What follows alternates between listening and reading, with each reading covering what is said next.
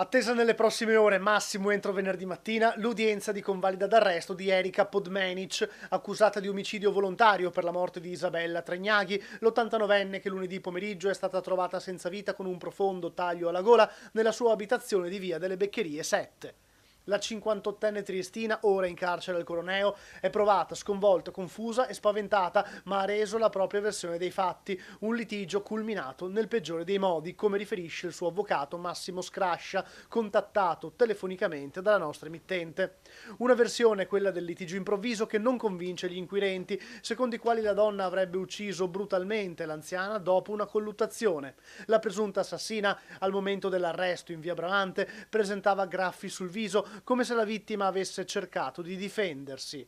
La pista d'indagine porta alla possibilità che la 58enne abbia cercato di circuire nel tempo l'anziana per derubarla, le due si conoscevano da almeno un mese.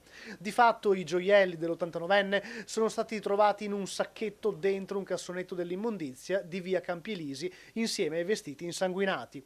La difesa dal canto suo, oltre a domandarsi il perché del disfarsi della refurtiva se i gioielli fossero il movente dell'omicidio, sottolinea il fatto che Erika Podmenic sia stata fatta entrare in casa dalla vittima volontariamente in virtù di quel rapporto confidenziale che si sarebbe instaurato fra le due donne.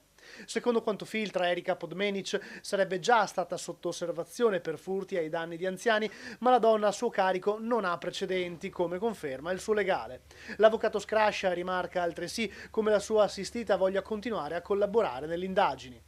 Inquirenti al lavoro su tutti gli elementi, immagini delle telecamere, testimonianze, impronte digitali e tutte le altre tracce che possono fornire un quadro completo della vicenda.